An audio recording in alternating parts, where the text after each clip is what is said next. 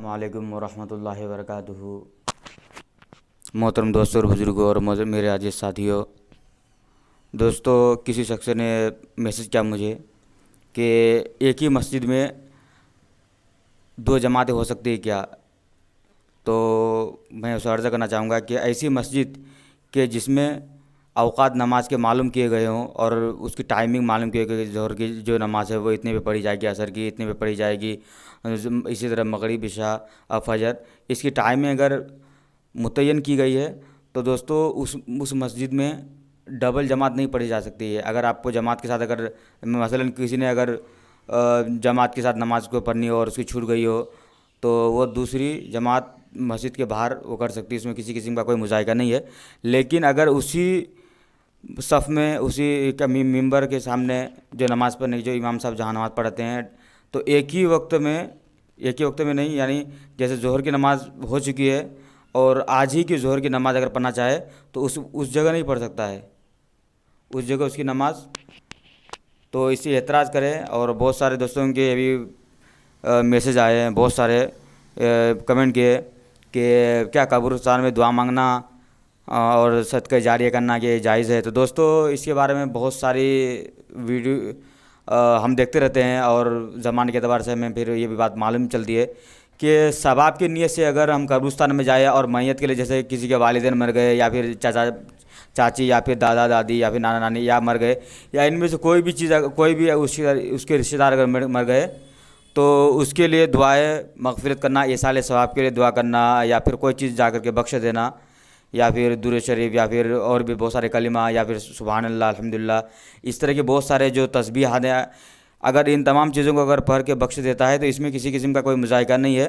اور بہتر طریقہ یہی ہے کہ اگر آپ کو اگر اشکال ہو کہ نہیں ہمیں قبرستان میں جا کر کے دعا مانگنا ہے تو قبرستان میں جا کر کے دعا مانگ سکتے ہیں، اور لیکن سجدہ اور یہ ان تمام چیزوں سے ہمارے جو بڑے بڑے عالم علماء ہیں، جیسے مفتی تقی عثمانی صاحب ہے اور بڑے بڑے جو عالم دین ہیں، وہ منع فرما دے کہ نہیں، اس سے ایمان کے خطرہ ہونے کا شبہ ہے۔ کیوں کہ اللہ تبارک و تعالیٰ نے ارشاد فرمایا کہ سجدہ جو ہے وہ میرے سامنے کیا جائے گا، یعنی سجدہ کا مالک جو میں ہی ہوں۔ قرآن میں اس آیت کو ارشاد فرمایا کہ وما خلقت الجن والانس الا لیعبدون، کہ عبادت کا اللہ تبارک و تعالیٰ نے انسان اور جنات کو محض اپنی عبادت کے لیے پیدا فرمایا۔ تو دوستو اس سے بھی یہ بات ثابت ہو گئی، تو ہم صرف سجدہ جو ہے وہ اللہ کے نبی اللہ تعالیٰ کو ہی سجدہ کر سکتے ہیں، تو اسی وجہ سے ہمیں ان تمام چیزوں سے بچنا چاہیے۔ لیکن قبرستان میں جائے ایصال ثواب کے لیے یا اور کسی مقصد کے لیے تو اس میں کسی قسم کا کوئی مذائقہ نہیں ہے۔ دوستو میں آپ کو ایک چیز بتاتا چلوں، کسی بھائی صاحب نے مجھے میسج کیا کہ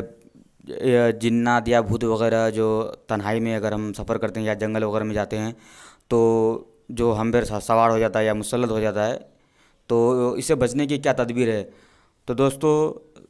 قرآن شریف کی کوئی بھی آیت اگر پڑھ لیں تو بہترین طریقہ یہی کہ آیت الکرسی پڑھ کر کے اپنے آپ پر دم کر لے یا سینے میں پھونک دے،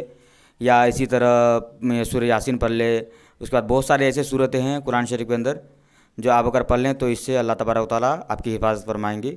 اور اسی احتیاط بھی کرنا چاہیے دوستو، بار بار کہا کرتا ہوں کہ شیطان جو ہے وہ اصل بات تو یہی کہ اگر عورتوں خاص طور پر جو ہے وہ مردوں کے مقابلے میں عورتوں پر زیادہ شیطان جو ہے وہ حاول ہوتے ہیں۔ تو وہ کیوں حاول ہوتے ہیں؟ جب عورت ناپاکی کی حالت میں، وہ ناپاکی یعنی عورت کے شرمگاہ سے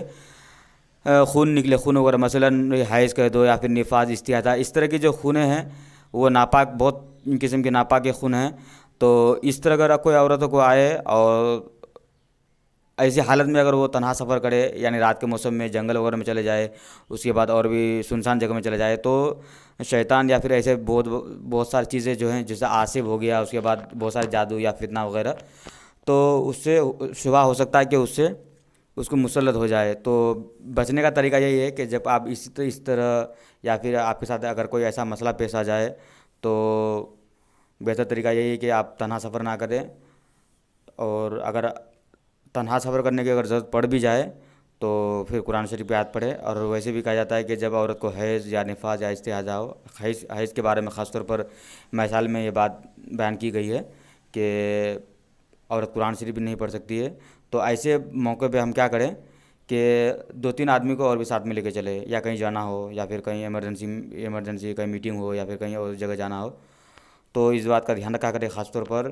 تو دوستو اگر ویڈیو اچھی لگے، ویڈیو بنانے کا مقصد میرا یہ نہیں ہے کہ نہیں میں ویڈیو بناتا ہوں دوستو، ہم پر یہ عالم علماء پر خاص طور پر یہ ذمہ داری اللہ تبارک و تعالیٰ نے ڈال رکھی ہے،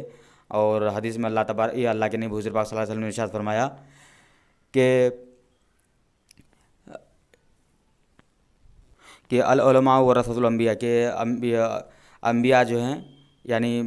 نبی جو ہیں اس کے وارث جو ہیں وہ یہ عالم علماء ہی ہیں دوستو۔ تو ہم اپنی حق کو ہماری جو ذمہ داری ہے، ہم اپنی ذمہ داری کو پورا کر رہے ہیں، چاہے وہ نیٹ کے ذریعے ہو یا پھر کسی اور ذریعے سے ہو۔ تو دوستو ویڈیو بنانے کا مقصد ہمارے جو مقصد ہے یہی ہے کہ جو بھی ہمارے مسلمان بھائی بہن ہیں، یا پھر بڑے بزرگ ہیں، یا چھوٹے بچے ہیں، جو بھی دین کے بارے میں کچھ معلومات کرنا چاہتے ہیں تو ہمارے چینل کو سبسکرائب کریں دوستو۔ ویڈیو اگر اچھی لگے تو ویڈیو کو لائک کریں، چینل کو سبسکرائب کر کے بیل آئیکن کی گھنٹی کو دبا دیں دوستو، اور آپ ہمیں اچھے سے اچھا کمنٹ کیجیے اس کے متعلق، چاہے وہ کسی بھی دین سے ریلیٹڈ کسی چیز کے بارے میں ہو، دین آخرت کے بارے میں ہو، دنیا کے بارے میں ہو، یا پھر دین اسلام کے بارے میں ہو دوستو۔ تو اس طرح کی اگر ویڈیو چاہے تو اور جانکاری چاہے دوستو، جانکاری یہ ہونا بہت ضروری ہے۔ دنیا میں سب کچھ کریں مگر شریعت اور قانون کے لحاظ کرتے ہوئے سب کچھ، لیکن جاہل بن کے نہ رہیں۔ میں بار بار یہ بات کہا کرتا ہوں کہ دنیا میں سب کچھ کریں مگر جاہل بن کے نہ رہیں دوستو۔ یہ بہت جو یہ زمانہ ہے یہ فتنے کا زمانہ ہے، تو میں آپ سے یہی ریکویسٹ کروں گا کہ اس ویڈیو کو زیادہ سے زیادہ پھیلانے کی کوشش کریں دوستو، اور ویڈیو اگر پسند آئے، ویڈیو اگر اچھی تو ویڈیو کو لائک کرے۔ شکریہ، الحمدللہ۔